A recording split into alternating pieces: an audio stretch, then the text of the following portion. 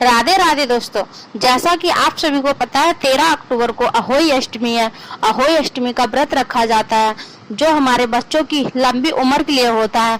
अहोई अष्टमी के व्रत की कथा कुछ इस प्रकार है। एक साहूकार के 7 लड़के थे। एक दिन उसकी धर्म पत्नी दीपावली पर घर की साफ सफाई व लिपाई पुताई के लिए गांव से बाहर खदान से मिट्टी लेने गई।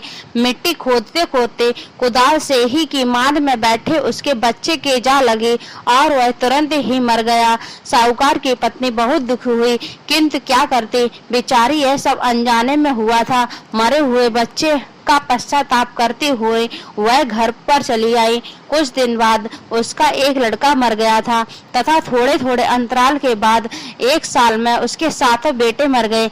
एक दिन रोते हुए उसने पड़ोस की स्त्रियों को सेही के बच्चे की सारी व्यथा सुनाई। तब वे स्त्रियां उसे धीरज देते हुए कहने लगी कि तुमने जानबूझकर यह पाप नहीं किया है, फिर भी पश्चाताप कर हमें सुनाने से तुम्हारा आधा पाप मिट गया।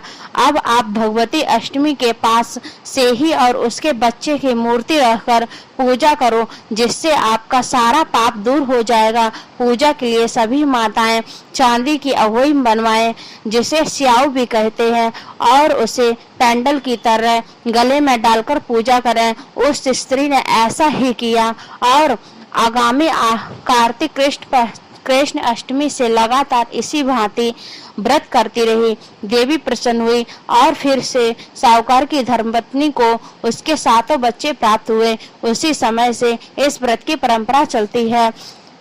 ऐसे ही जो अहोई अष्टमी व्रत कथा करता है, माता रानी उसकी सभी मनोकामनाएं पूरी करती हैं। राधे राधे दोस्तों।